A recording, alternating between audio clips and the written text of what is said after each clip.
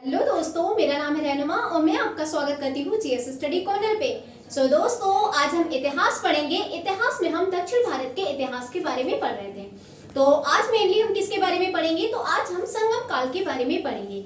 इससे पहले मैंने संगम काल पे एक वीडियो बनाई है, तो अगर आपने वो वीडियो नहीं देखी है आप उस वीडियो को भी देख सकते हैं, जिसमें क्या है इतिहास का आपके जो संगम काल का अर्थ क्या है, संगम क्या है, संगम से क्यों ऐसा कहा गया कि संगम को संगम काल के नाम से कहा गया, और कितने जगह पे कितने खंडों में विभक्त किया गया है। ये सारी चीजें मैंने इससे पहले वाली वीडियो में बनाई है, जो काफी छोटी है। आप उसमें आराम से चीजों को देख सकते हैं और चीजों को समझ सकते हैं।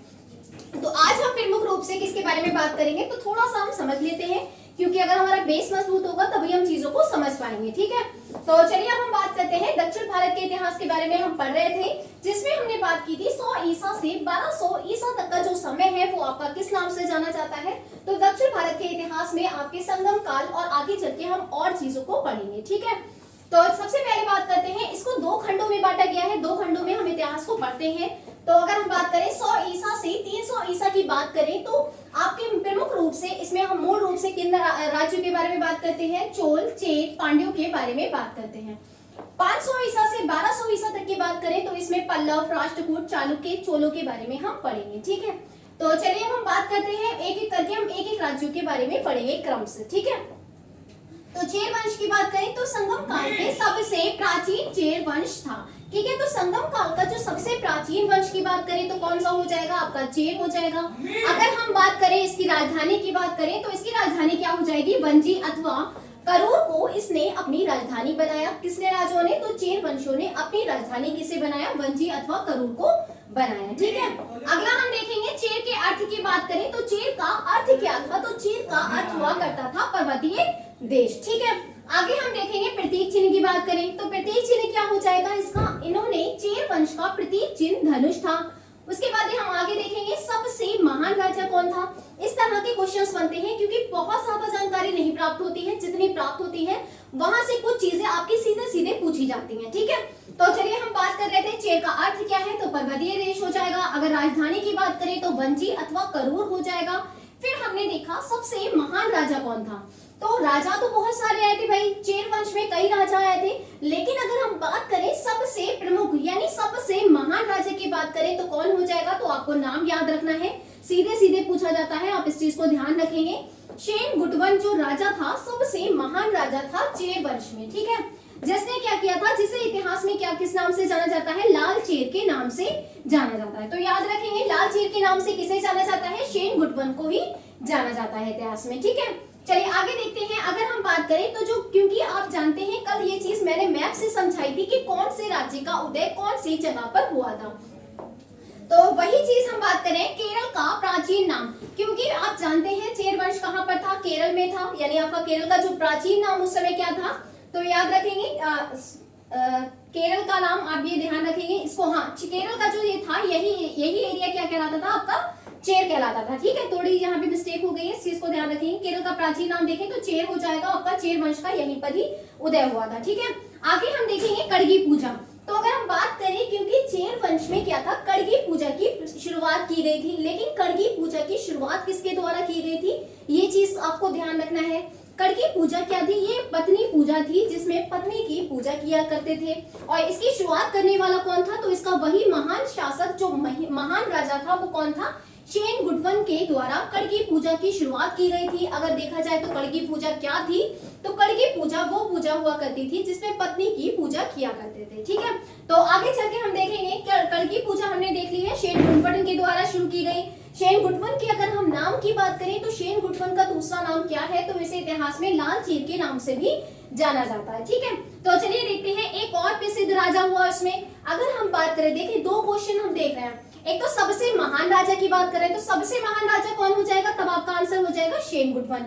अगर आपसे पूछा जाए एक और प्रसिद्ध शासक, आपसे पूछ लिया जाए ये राजा किससे संबंधित था? आदि गेमन राजा का आपको नाम दे दिया जाए, आपसे पूछा जाए आदि गेमन जो राजा था वो कौन से वंश से संबंधित था, तो आपके ऑप्शन में चोल वंश, चेर वंश, पांड्य वंश, इस तरह के आपके ऑप्शन मिलेंगे। तो आपको याद रखना है आदि गेमन किससे संबंधित था? तो चेर वंश से संबंधित था। अच्छा, आदि गेमन को एक चीज और के लिए याद रखा जाता है, तो दूसरी चीज क्या है, तो आदि गेमन जो राजा हुआ था, इसी ने क्या किया था, गन्ने की खेती की शुरुआत इसने दक्षिण भारत में की थी। ठीक है, तो याद रखेंगे शेन गुटवन ने क्या किया था, कड़गी पूजा की शुरुआत की थी। आदि गेमन ने क्या किया था, गन्ने की खेती की शुरुआत की थी। ठीक है, तो चलिए अब हम देखते हैं अगला, यानी हम चोलों के बारे में पढ़ेंगे। तो हम चोलों की बात करें तो दक्षिण भारत के इतिहास में चोल वंश बहुत ही ज्यादा प्रसिद्ध थे, बहुत प्रमुख थे, तो इनको हम अच्छे से पढ़ेंगे। ठीक है, तो अगर हम बात करें चोल वंश की, प्रथम जो उनकी जानकारी हमें कहां से प्राप्त होती है चोल वंश की, तो कहां से प्राप्त होती है, पाणिनि की रचना है अष्टाध्यायी। पाणिनि की रचना का नाम क्या है, अष्टाध्यायी। तो अष्टाध्यायी से हमें चोल वंश की जानकारी हमें प्राप्त होती है। सर्वप्रथम हमें जानकारी कहां से प्राप्त होती है, तो याद रखेंगे अष्टाध्यायी थी, जहां से आपकी ये रचना है, किसकी, पाणिनि की रचना है। अष्टाध्यायी से हमें जानकारी प्राप्त होती है चोलों के वंश के बारे में। ठीक है, ये दक्षिण भारत से संबंधित है, इस चीज को आप याद रखेंगे। और अगली चीज है आपका चोलों का प्रतीक चिन्ह। तो प्रतीक चिन्ह आपको तीनों के याद रखने हैं, इसका भी प्रतीक चिन्ह याद रखना है। तो इसका प्रतीक चिन्ह क्या था, चेरों का, तो चेरों का प्रतीक चिन्ह था धनुष। उसके बाद हमने देखा चोल वंश, तो चोल वंश के प्रतीक चिन्ह की बात करें तो चोल वंश का प्रतीक चिन्ह क्या हो जाएगा, आपका बाघ हो जाएगा। तो चलिए हम देख रहे थे चोलों के प्रतीक चिन्ह के बारे में। तो चोलों का प्रतीक चिन्ह क्या था, बाघ हो जाएगा, जबकि हमने इधर देख लिया है धनुष हो जाएगा। आगे हम और देखते हैं। तो हम बात करें चोलों की राजधानी क्या थी, तो चोलों की राजधानी क्या थी, मंतूर थी, उरैर और तंजावुर। यानी आपको समय समय के अनुसार इनकी राजधानी देखी जाती है। तो सबसे प्रमुख की अगर हम बात करें तो प्रमुख राजधानी क्या हो जाएगी इनकी, तंजावुर इनकी राजधानी हो जाएगी। आपको क्या याद रखना है, चोलों की राजधानी क्या थी, तो तंजावुर आपकी हो जाएगी। ठीक है, आगे हम देखते हैं चोल वंश के भी दो प्रमुख शासक रहे हैं। जिस तरह से हमने प्रमुख शासक के बारे में यहाँ देखा, शेन गुटवन, आदि गेमन के बारे में जानकारी देखी, उसके बाद उसी तरह से हमें यहाँ पे भी कुछ प्रमुख शासक के बारे में जानना है। ठीक है, तो अगर हम बात करें, क्योंकि वंश था, बहुत सारे शासक आए, बहुत सारे राजा आए, लेकिन हमें कुछ जो महान राजा थे उनके बारे में हमें जानना है। ठीक है, तो अगर हम बात करें चोल वंश के दो प्रमुख शासक थे, कौन कौन था, करिकाल और एलारा। तो सीधे सीधे आपसे पूछा जाता है प्रमुख शासक कौन रहे, तो चोल वंश का आपको एक ये दे देंगे या फिर ये दे देंगे। तो आपको याद रखना है करिकाल और एलारा दोनों ही कौन से वंश से संबंधित थे, तो आपको याद रखना है चोल वंश से, यानी कि चोलों से संबंधित थे। जबकि हमने देखा कि यहाँ पे कौन है, शेन गुटवन और आदि गेमन किससे संबंधित थे, चेर से संबंधित थे। तो अगर हम बात करें करिकाल की, तो ये क्या थे, ये पहले महानतम शासक थे। कैसे थे, पहले महानतम शासक थे। ये दोनों चीजें आपको याद रखनी है। करिकाल कौन था, तो आपके चोल वंश से संबंधित था, और पहला क्या था, महान शासक रहा। ठीक है, उसके बाद हम देखते हैं इसके कुछ काम थे। तो इसने प्रमुख बंदरगाह बनवाया था। प्रमुख बंदरगाह के अगर हम नाम की बात करें तो पोहार बंदरगाह, जिसे कावेरी पत्तनम के नाम से भी जाना जाता है, इस बंदरगाह का इसने करिकाल ने निर्माण करवाया। ठीक है, करिकाल किससे संबंधित था, चोल वंश से संबंधित था। आगे हम देखते हैं एलारा के बारे में बात करें। तो एलारा की अगर हम बात करें, एलारा ने क्या किया था, ये महान क्यों था भाई, इसने, एलारा ने श्रीलंका को जीता था और लगभग इसने 50 वर्षों तक श्रीलंका पर इसने शासन किया था। तो याद रखेंगे एलारा क्या था, इसने श्रीलंका को जीता था और इसने लगभग उस पर 50 वर्ष तक इसने उस पर शासन किया था। ठीक है, तो इस तरह से आपको दो चीजें याद रखनी है, दो शासक को याद रखना है। परीक्षा की दृष्टि से पढ़ना है तो हम चीजों को कम समय में और सही अच्छी चीजों को हम पढ़ेंगे। ठीक है, तो आगे हम देखते हैं, कुछ चीजें आपने देख ली, तो हमारा क्या पढ़ लिया हमने, चोल वंश से जो जो क्वेश्चंस बन सकते थे वो सारी चीजों को हमने इसमें कवर कर लिया। ठीक है, अब हम आगे देखते हैं।